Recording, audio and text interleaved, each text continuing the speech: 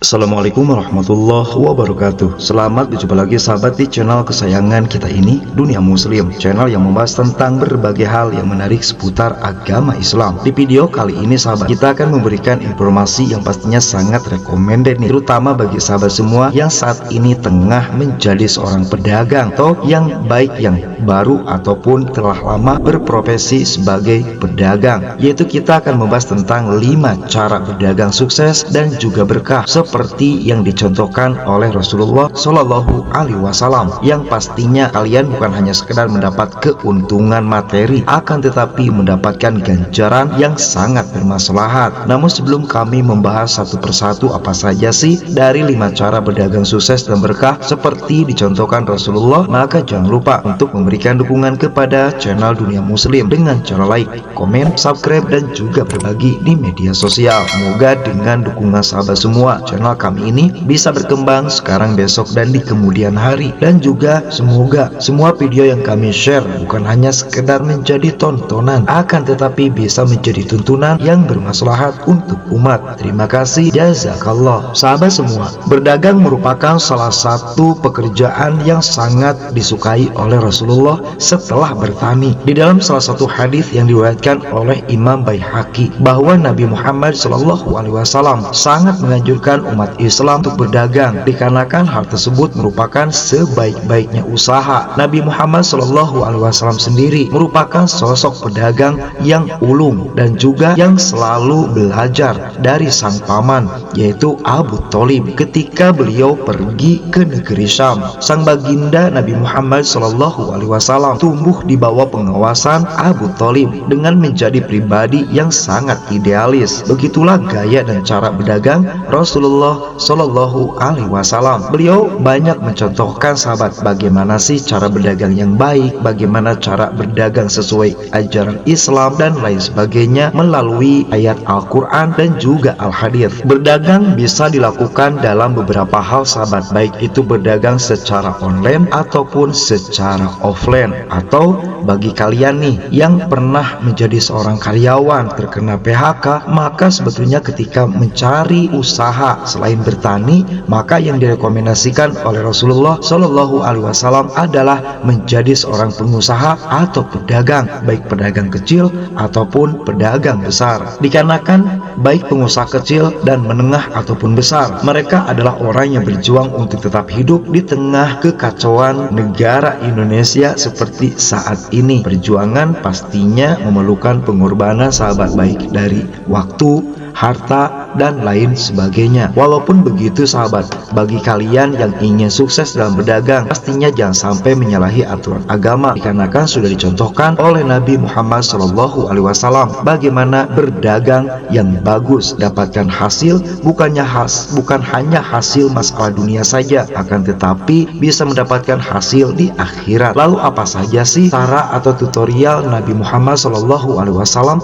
ketika berdagang? Maka berikut adalah penjelasannya yang kami rangkum dari berbagai sumber di internet tahun 2025 versi Dunia Muslim. Yang pertama, jujur. Para kunci berdagang sukses seperti Rasulullah. Seperti kita ketahui sahabat, Nabi Muhammad merupakan seorang pedagang yang sangat jujur dan juga sangat adil, sehingga banyak pembeli yang percaya dan membeli kembali barang yang dijajakan oleh Nabi Muhammad Shallallahu Alaihi Wasallam. Nabi Muhammad berdagang bukan sekedar mencari nafkah halal untuk kebutuhan hidupnya, akan tetapi juga mencari relasi untuk membangun reputasinya agar investor datang untuk mempercayakan dana kepadanya. Nah, salah satu investor terbesarnya yaitu tak lain adalah Ibu Siti Khadijah yang kelak menjadi istri Nabi Muhammad Shallallahu Alaihi Wasallam. Ketika menjadi kepala negara Madinah, beliau menumpas habis praktik kecurangan, penipuan, riba, judi, eksploitasi, pasar gelap, sampai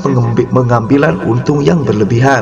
Selain itu sahabat, Rasulullah pun melakukan standarisasi timbangan sehingga menjadi indikator perdagangan dengan angka mutlak. Sahabat sebagai umatnya pasti merasa bangga mempunyai contoh suri tauladan seperti yang dilakukan oleh baginda Nabi Muhammad SAW. Meskipun diri kalian nih bukan seorang regulator atau pembuat kebijakan, namun jadilah pedagang yang jujur, baik pedagang online maupun offline sahabat, sehingga konsumen akan senang belanja di toko kalian. Kejujuran adalah awal mula keberkahan, penipuan adalah awal mula kehancuran. Selanjutnya nomor 2, menjual barang berkualitas bagus. Cara Nabi Muhammad SAW ketika berdagang saat itu yaitu selalu menjual barang dengan kualitas terbaik dan juga sangat bagus sahabat. Beliau tidak pernah menjual barang cacat, apalagi apabila memang ia temukan sekecil apapun nih kekurangannya, maka beliau tidak menyembunyikannya, secara jujur saja disebutkan apa kekurangannya, di mana Nabi Muhammad SAW akan terus terang menyampaikan kelebihan dan juga kekurangan barang yang ia jual. Di dalam salah satu hadis riwayat dari Ibnu Majah, Uqbah bin Amir pernah mendengar Rasulullah SAW berkata, seorang muslim adalah saudara bagi muslim yang lain. Tidak halal bagi seorang muslim untuk menjual barang yang ada cacatnya kepada temannya kecuali jika dia jelaskan. Hadis riwayat Ibnu Majah. Ini merupakan tips sukses yang dilakukan oleh Nabi Muhammad ketika kalian berdagang sahabat. Ketika kalian berdagang apapun, ketika ada cacatnya maka kalian harus menyebutkannya, baik itu offline ataupun online. Misalnya kalian dagang nih, ada baju reject, maka kalian tinggal menyebutkan rejectnya di mana, kekurangannya apa. Nah, ini merupakan cara jujur dalam jual beli sahabat. Jangan sampai siapapun yang membeli barang kita komplain dikarenakan tidak ada pemberitahuan sebelumnya, karena pastinya ketika kita menjual barang cacat disebut bagus, tidak minus, no minus, maka pastinya kalian akan dianggap sebagai pedagang yang tidak jujur. Selanjutnya nomor 3, cara berdagang Rasulullah agar amanah dan fatonah. Rasulullah SAW mempunyai sifat amanah yang artinya dapat dipercaya dan juga sifat fatonah yang artinya cerdas. Rasulullah merupakan bukti bahwa berdagang secara jujur tetap bisa mengembangkan bisnis dengan skala besar. Nabi Muhammad SAW merupakan sosok yang cerdas dalam melihat peluang tanpa menipu. Maka dari itu sosoknya terkenal di kalangan saudagar kaya waktu itu sebagai seseorang yang mendapatkan perhitungan, jujur, dan juga sosok yang profesional. Meskipun berasal dari kalangan tidak mampu, sahabat, Nabi Muhammad SAW tidak menjadikan bisnis sebagai aji mumpung. Minat tajamnya dalam berbisnis semakin beliau tunjukkan ketika berusia 17 sampai 20 tahun, di mana di kala itu sahabat, beliau bersaing dengan pembisnis senior tingkat regional di Arab tersebut. Nah, apabila melihat apa yang dilakukan dari karakter Nabi Muhammad SAW yang selalu berdagang dengan cara amanah dan juga patonah, maka bisa masuk akal kepada kita semua untuk meniru apa yang dilakukan oleh Rasulullah SAW. Nah, di zaman sekarang ini banyak sekali yang bisa kita jual, baik dari dagang makanan, mainan, ataupun yang lainnya sahabat. Namun tetaplah kita harus membawa apa yang dilakukan oleh Rasulullah, yaitu amanah dan juga patonah. Harus pintar dalam berjual beli, itu merupakan kunci sukses seorang pedagang. Selanjutnya nomor 4, tabligh, tidak menyembunyikan fakta barang dagangan. Nabi Muhammad SAW menjadi seorang pembisnis yang sangat ulung saat itu, dikarenakan mempunyai kemampuan negosiasi, komunikasi, dan juga mempunyai reputasi yang sangat baik. Seperti arti tabligh, yaitu menyampaikan perintah dan larangan. Nabi Muhammad secara tegas dan selalu menyampaikan keadaan berdagang tanpa menyembunyikan fakta, di mana salah satu ayatnya yaitu surah Al-Maidah ayat 67 yang berbunyi, A'udzubillahi minasyaitonirrajim, Bismillahirrahmanirrahim, Ya ayyuhar rasulu balagha ma unzila ilaika mir rabbik wa illam taf'al fama balagta risalah wallahu ya'simuka minan nas innallaha la yahdil qaumal kafirin. Yang artinya, wahai Rasul, sampaikanlah apa yang diturunkan Tuhanmu kepadamu. Jika tidak engkau lakukan apa yang diperintahkan memerintahkan itu, berarti engkau tidak menyampaikan amanatnya, dan Allah memelihara engkau dari gangguan manusia. Sungguh Allah tidak memberi petunjuk kepada orang-orang kafir.